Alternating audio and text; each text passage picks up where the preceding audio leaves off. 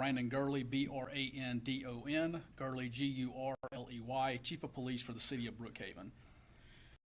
Yesterday, Tuesday, June the 3rd, at approximately 11:30 a.m., our agency was notified of a Nissan Rogue that had fled from Brookhaven Police and was traveling towards our city here in Brookhaven.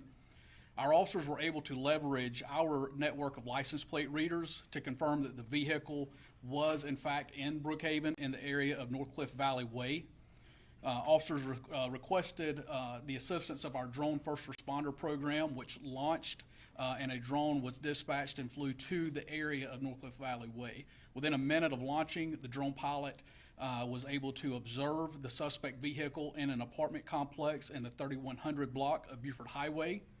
The drone pilot watched and observed as two suspects exited that vehicle and entered into a Hyundai passenger car, where the two suspects began to attempt to steal that vehicle.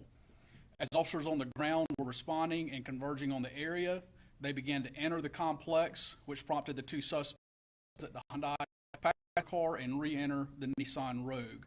The Nissan Rogue then began to flee out of the complex, and our officers initiated a pursuit of that vehicle. The chase went through Brookhaven and onto I-85 southbound towards the city of Atlanta, where we discontinued that pursuit.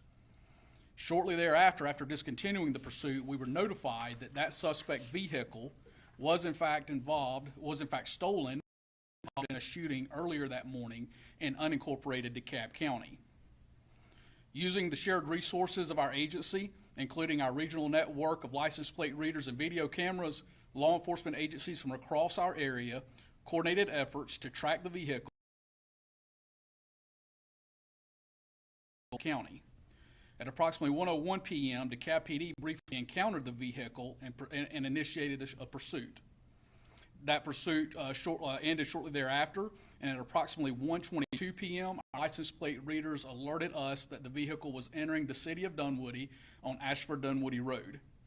Dunwoody PD attempted a traffic stop, which led to a multi-jurisdictional pursuit involving Sandy Springs Police, Gwinnett Police, and Georgia State Patrol.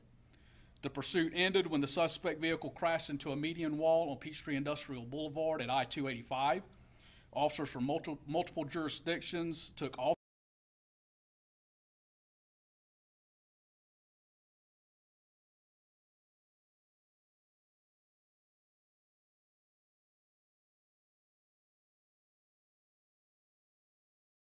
and identify the suspects for you at this time.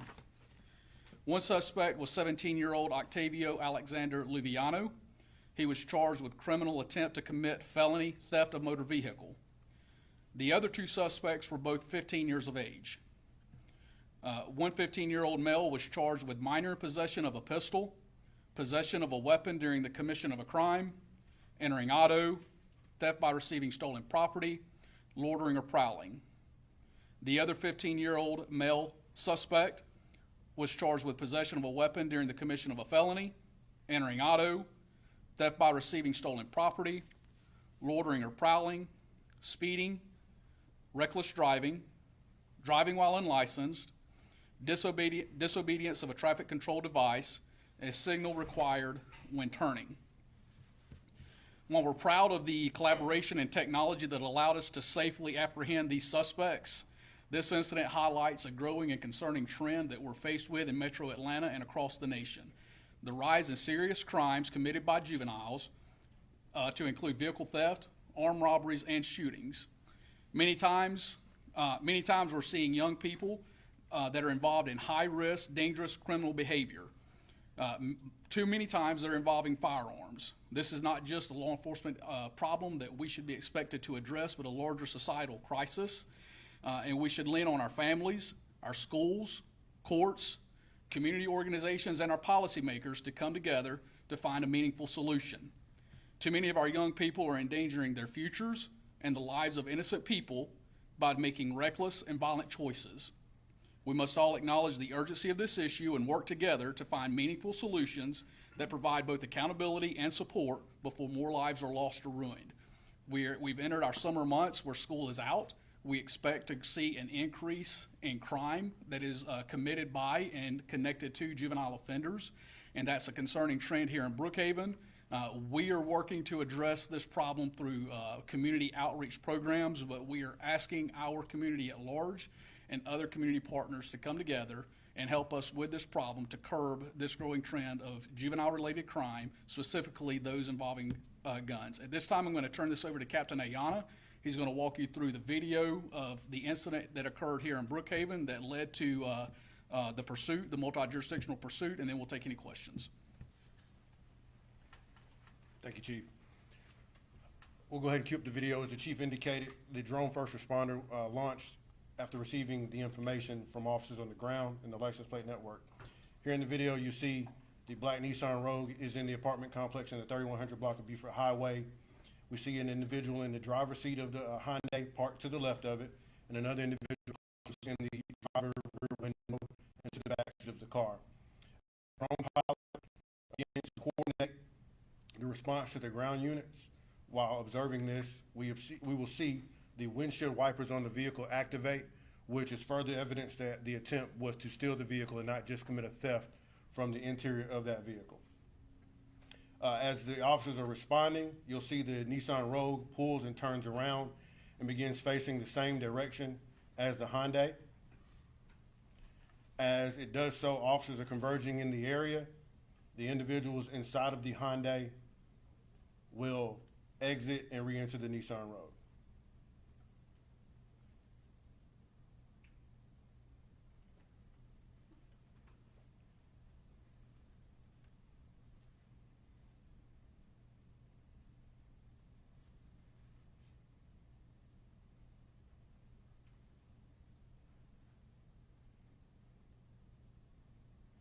There are still 2 occupants inside this vehicle at this time.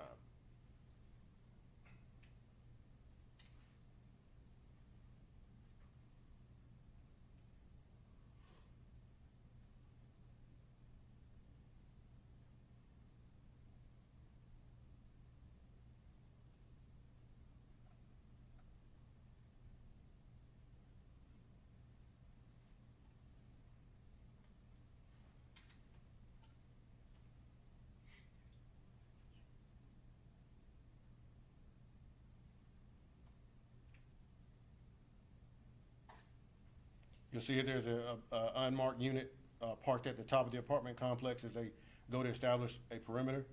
The 2 individuals are now exiting the vehicle they were attempting to steal, and they've now entered the Rogue and are now fleeing the scene.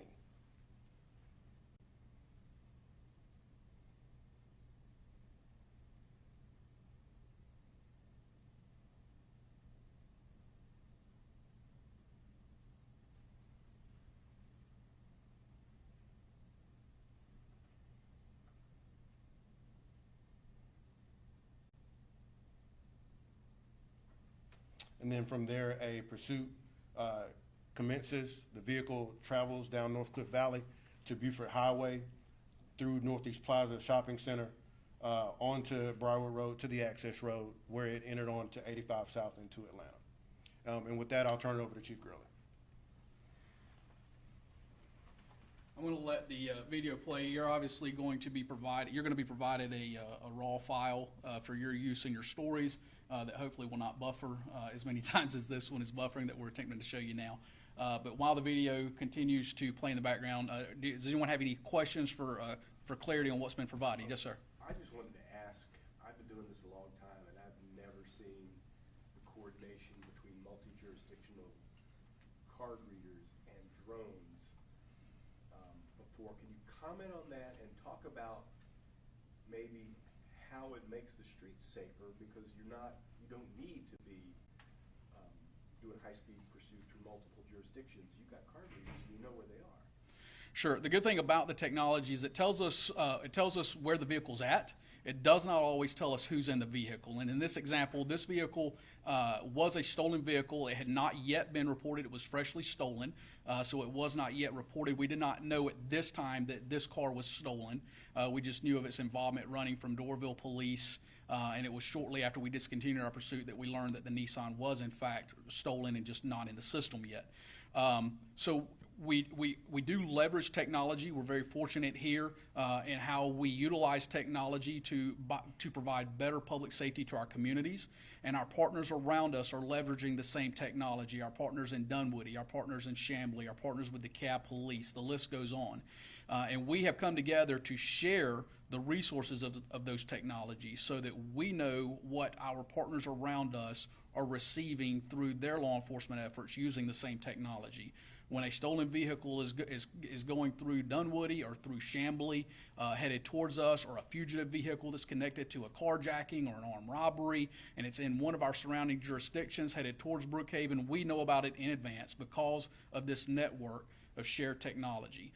Criminals do not know boundaries, so neither should police departments.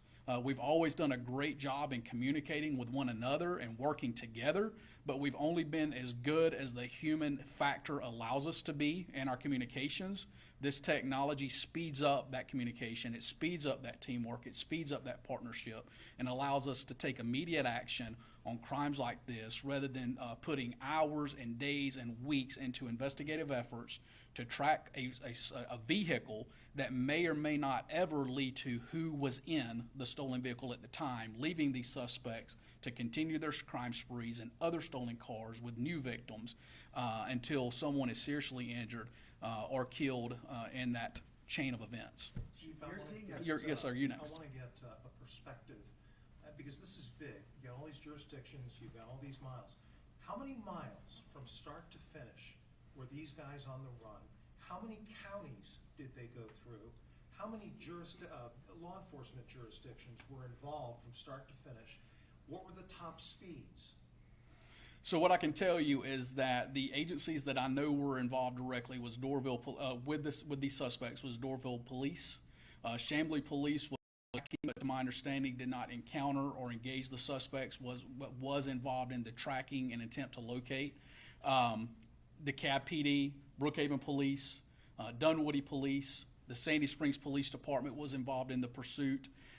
Gwinnett County Police, and ultimately Georgia State Patrol were all directly involved at one point or another as this vehicle fled through both DeKalb and Gwinnett counties, and at one point was in Fulton County inside the city of Atlanta as we were tracking it through our shared network of technology and cameras.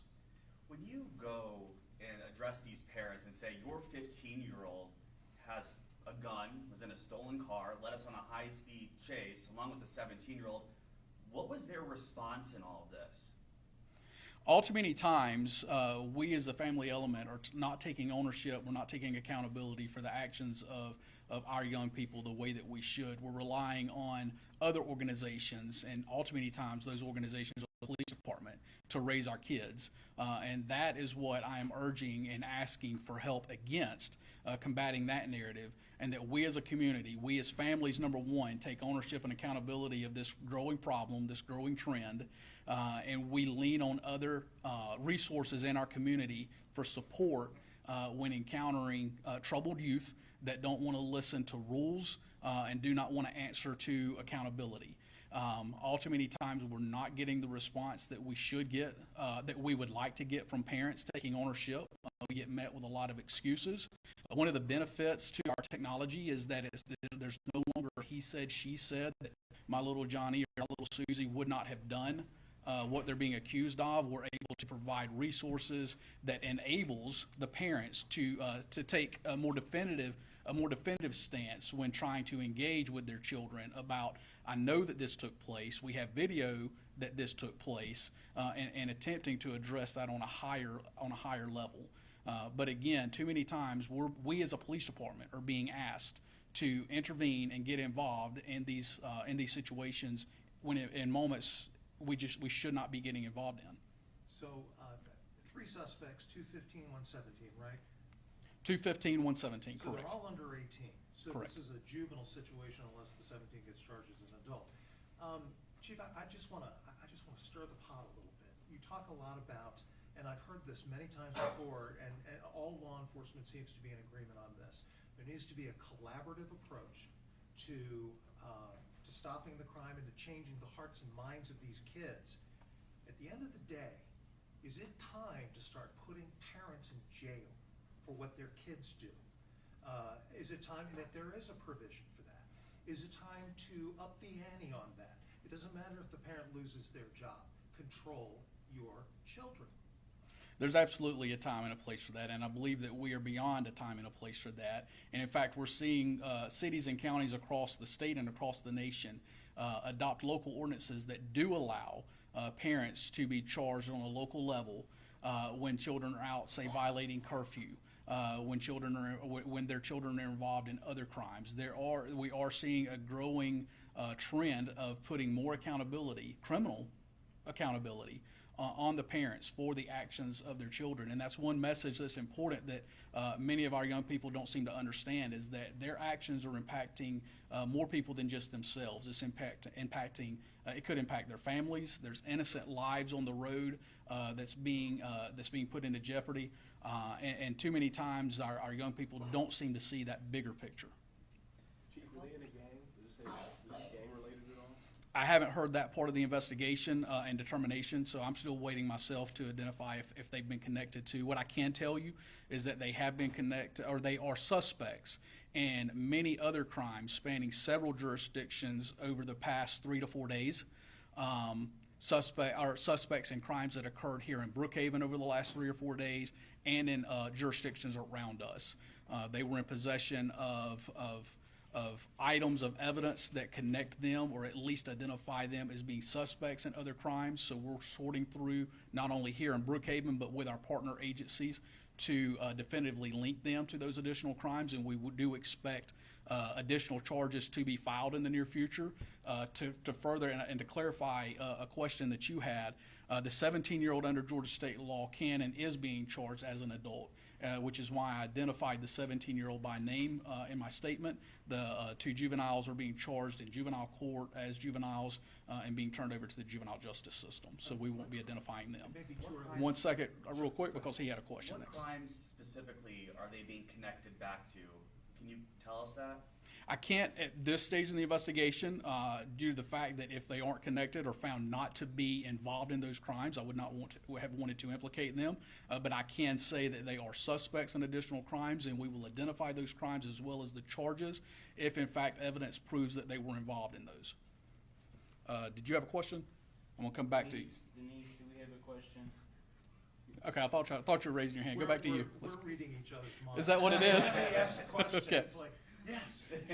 While he's waiting to hear from her, I'll get your follow-up.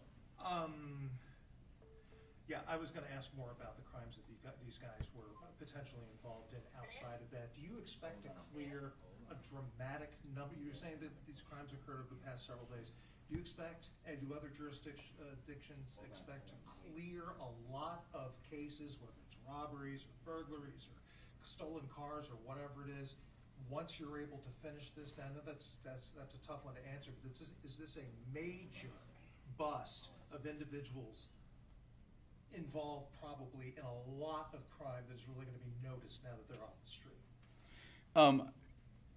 The expectation, I will say that the expectation is that we will be able to close many cases linked to these suspects, both here in Brookhaven and in surrounding jurisdictions. I do not have any information that would suggest that their spree has lasted weeks or months. The most that the investigation is telling us at this point is that it's spanning over 3 or 4 days. Now, as the investigation continues, we may find out that it's longer than that, shorter than that, but that is up to the investigators to try to identify and determine. Okay, Denise. Denise, I'm putting you on speaker. Go ahead. It's Chief. Yeah, we had heard that some people who have said others have been were injured during this pursuit when their cars were hit. Can you confirm any of that? I will not officially confirm. I'll tell you what I understand. As again, we were not involved in the pursuit at the end. We were notified that the pursuit had ended and that they were in custody, and we sent our sergeant to the scene to collect information needed for our investigation that had happened moments prior, had begun moments prior. It is my understanding from those that were on the scene that there were no other injuries to other parties involved in any crash. But to be more definitive or specific, did they actually hit someone and there were no injuries? I'm not 100% on that. Captain Ayana, were you able to confirm that? There may have been some minor injuries from some of the collisions that occurred in Dunwoody and Sandy Springs, but none here in Brookhaven, sir. Okay. Thank you. So possibly some minor injuries, but no other serious injury, no serious injuries from anyone else involved. Can you say, Chief, that all three of these either resided or operated out of Brookhaven? Good question. I believe I failed to mention that. I had it on my notes for you. The 17-year-old resides in unincorporated DeKalb County. One of the 15-year-olds resides also in unincorporated DeKalb County, and the other juvenile resides in unincorporated Gwinnett County. I also believe, Captain Ayana, that the 17-year-old and the 15-year-old reside in the same complex, Yes, correct? I mean, how frustrating is it to have to chase after these 15, 16, 17-year-olds in these violent crimes? I mean, how frustrating is it? Part of the reason for the cry to the community for support and help with this growing trend and problem is because it is extremely frustrating to be involved in such a dangerous chain of events that endangers the lives of other people on the roads. It endangers the lives of the police officers that are involved in this activity to apprehend these fleeing suspects, that's shooting at people, that's stealing cars, that's committing crimes across our metro area and the state. There's too many people that is endangered by this behavior, and it is increasingly difficult to manage and to deal with. But the unique thing about it is that we are at a point, unfortunately, to where when these things kick off, it's almost expected that it's going to be a juvenile. And that's a dangerous place for us to be in as a society, as a community, when these types of dangerous incidents happen and we're no longer surprised that it's our youth that's involved in it. Chief, I know for years there's been frustration in police all over Georgia about the way juveniles are handled, the point system that you catch and release. Would you like to see an overhaul of how we handle juveniles? Nobody wants to put away a juvenile for a long time if they're redeemable, but at the same time, they're just pop right back out on the street. The main goal of the juvenile justice system is to rehabilitate, not to incarcerate juveniles. And studies have supported and have shown that too many times youth go into a detention setting and come out with more harm towards their criminal behavior than an attempt to correct that criminal behavior. So the juvenile system has over the years turned toward an approach of rehabilitating outside of incarceration of our juveniles. The problem is that is also not working. Too many times we're apprehending juveniles for crimes against family members, domestic violence, committing domestic violence against parents, and because of a point system not allowing us to detain them, we're turning them right back over to their victims, to go right back into the home of the person that they assaulted because it wasn't enough points to detain them or to incarcerate them in a juvenile detention center. So although I can appreciate and respect what research tells us about rehabilitation versus incarcerating our youth, and we do want to see our youth grow up to be productive citizens of our communities, more has to be done. More effort has to be done because the rehabilitation measures that's currently in place aren't doing enough.